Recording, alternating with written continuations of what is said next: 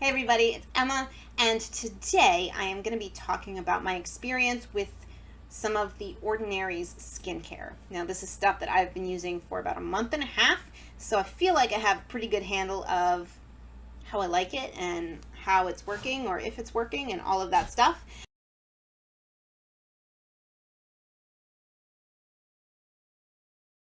Now, just so you know, I am by no means a skincare expert, or even like whatever the several rungs down of expert would be.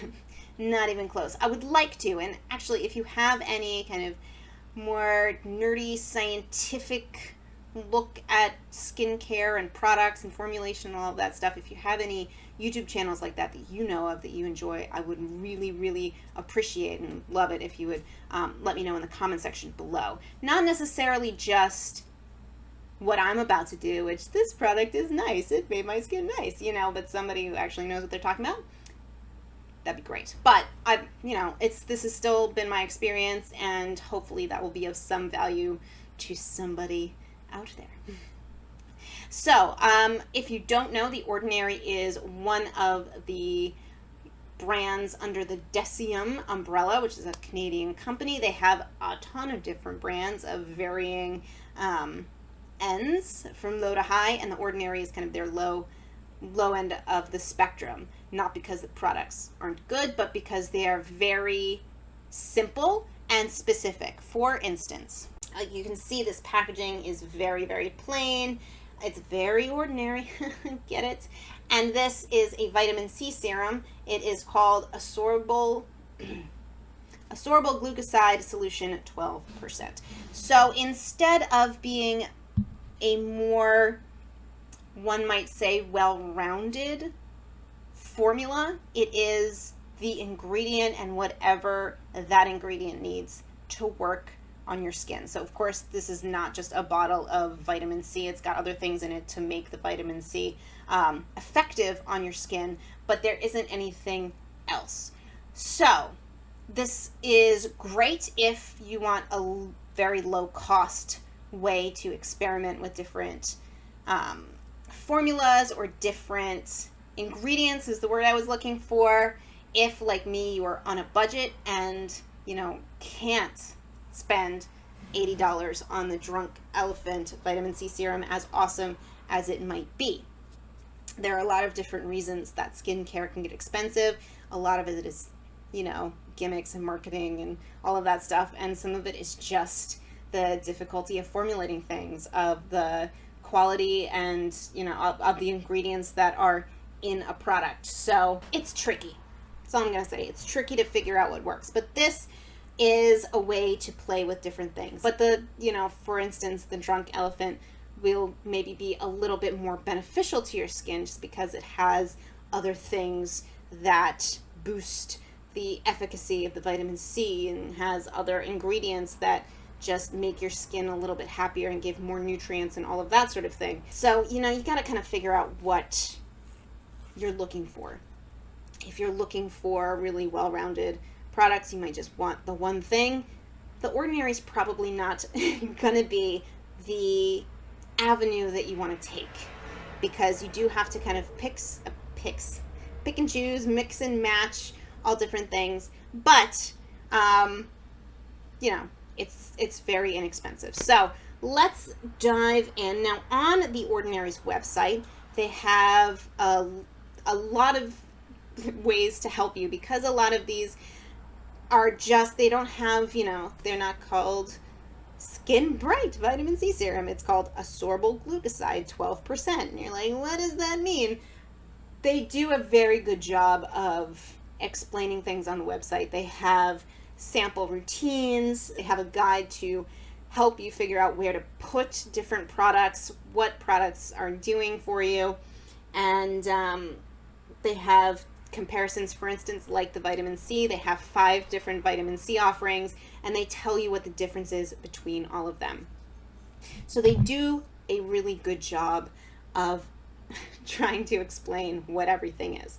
Now, for the Ascorbyl Glucoside Solution 12%, this is the vitamin C serum. I went with this because, while it is not the most effective, well, the most intense, I suppose, vitamin C offering they have. I have never used a vitamin C product before, so I didn't want to start at the most intense, the most effective end of the spectrum, just because I didn't want to irritate my skin. And vitamin C can be a little irritating to one's skin. So I figured I'd kind of dip my toe in the water before diving in. And this has been really nice. So this is $12.90, which is a lot different than $80. Let's be honest. It comes in this dropper style packaging, and it is a clear solution. Now, they say if this starts to turn orange, it's not good anymore and you should throw it away. So it's a little bit thicker than water, but it's still quite a runny consistency. I find that it's not sticky, it's not unpleasant at all to use. It really doesn't smell like anything. It blends into the skin very quickly. Now, I usually use this in the morning. I've heard several people say that vitamin C helps the efficacy of SPF, and I'm taking their word for it, for better or worse. So I usually use this in the morning after I cleanse and before I put on my SPF moisturizer. And it, as you can see, it blends right in very quickly. So when I'm lazy in the morning and have left no time to get ready, I can still do that kind of full routine. I haven't experienced any issues, any irritation, any redness, any breakouts from this or any of these products. They have all played very well with my skin. Now, vitamin C is supposed to brighten. I was trying to find information about how it does that, but I couldn't. I'm sure it's out there. I couldn't find it. So what they say on their website, vitamin C is an effective antioxidant, brightens the skin tone, and reduces signs of aging. In its pure form, vitamin C is unstable in water. Ascorbyl glucoside is a water-soluble derivative of vitamin C. It is much more stable in water, but it is less potent than direct L-ascorbic acid, which is what is in their kind of most intense vitamin C version. So they have 5, like I said, and they are all formulated slightly differently, so you can kind of figure out which one will work best for you. I have not repurchased. I have purchased one of the more intense versions, a new version. It's the vitamin C 30% in silicone. I'm not touching it yet. I want to use that up before I open it because vitamin C can be unstable, even though they have done their best to stabilize their versions of vitamin C, so that, you know, you can get use out of it.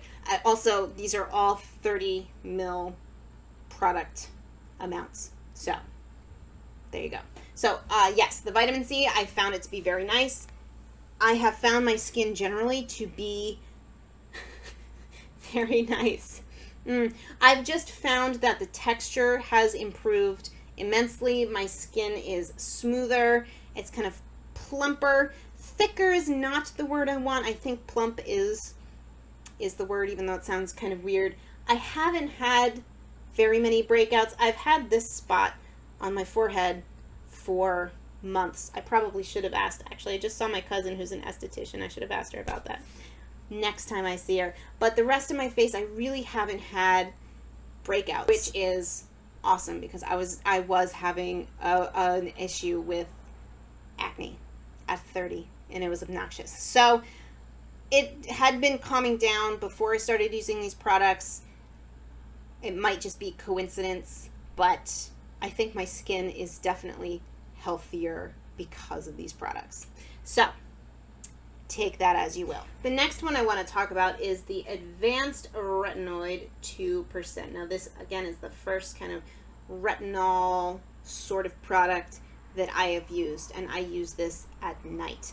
I will usually, you know, double cleanse my face, use the buffet serum that I'll talk about in a second, use my BHA, and then use this, and then my moisturizer. So my evening routine is twice as long as my morning one. Now, I do know that some people say that you shouldn't use a retinol and a chemical exfoliant in the same night, and I actually started by alternating them. But after reading more about it, it seems to come from the idea that a retinol exfoliates your skin. So if you're exfoliating your skin and then exfoliating your skin more, that can be problematic, of course. But that's, from what I've read, not actually what retinol does. Again, I'm talking completely out of my ass, parroting what I have seen on the internet. So I could be wrong, but I haven't had any bad side effects from using them both together. So I am. I really love this. This one does smell a little bit. It smells kind of piney. I don't know. I don't find it unpleasant.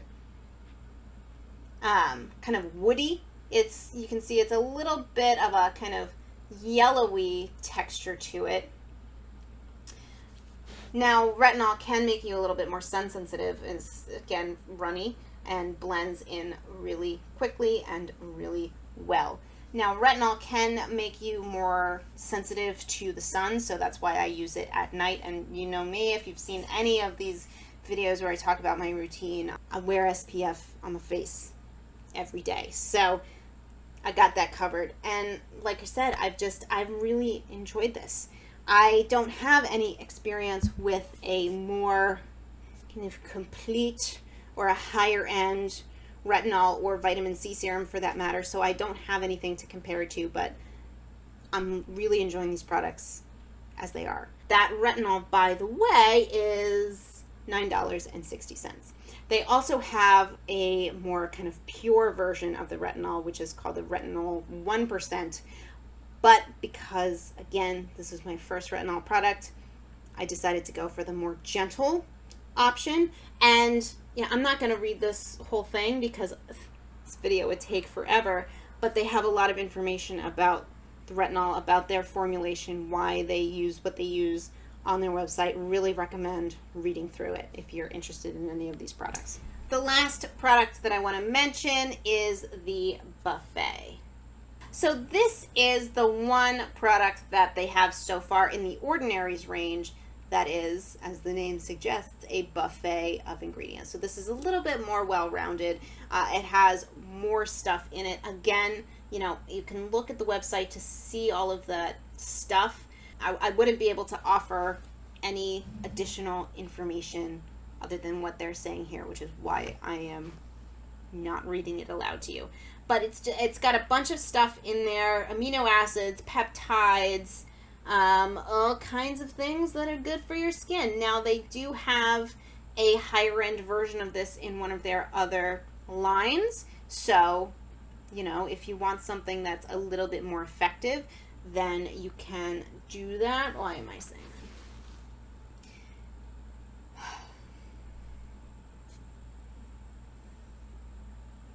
So the next thing and the last thing I want to talk about is the Buffet Serum. So this is kind of the, as the name suggests, the buffet of ingredients. So this is, unlike most of the other things offered from The Ordinary, this has a buffet of ingredients and more stuff in it. They do say on their website, I mean, they explain the whole thing on their website, and they do say that if you want something that's stronger, they have another version of this in their Hylamide range that is, let's see, actually, we'll just see how much that is. So this Ordinary Serum, if I didn't say that already, is the most expensive product I got at $14.80. Still not too bad. So their kind of next rung up is $38. So a lot more money. I've really enjoyed this for what it's worth. It comes in a dropper style. It is similar to similar consistency to the vitamin C. It's a little bit gloopier, for lack of a better word. So you can see it's a little less runny. It's a little more viscous, maybe is the word to use, but it's not sticky at all. Again, it blends in really well. I use that sometimes in the morning, but usually in the evening. They recommend to use it right after cleansing before the rest of your stuff. So bottom line, I have had a really good experience with everything I have gotten from The Ordinary. The skincare, the makeup so far. I'll be talking about that in a separate video. And I'm really grateful that there is an option for somebody like me who doesn't want to spend the extra $50 for a name or a marketing campaign. Not that that's the only reason things are expensive. Of course, that's not the only reason, like I said in the beginning. But, you know, I'm just appreciative that there is good quality, scientifically based skincare that is not that expensive. I think it's a good thing to play with if you're kind of new into skincare, want to learn more about what ingredients are what. If, like me, you're on a budget, it's probably not the way to go. If you have a larger skincare budget and can comfortably afford more well-rounded products, I would certainly purchase from other kind of offshoots of Deciem. I've had a really good experience with their products so far, and I appreciate their approach, but I'm really grateful that they have this inexpensive option. So, you know, there you go. I would love to know if you have tried this brand, if you want to, if it's not for you, what you've tried, what you haven't, if you have any questions, comments, feedback for me for this video, this kind of video, the channel in general, anything at all. You can leave them in the comment section below. And I hope that this was informative in some way. I hope this was helpful, and I hope you have a wonderful day. And I'll see you in the next one. Bye, guys.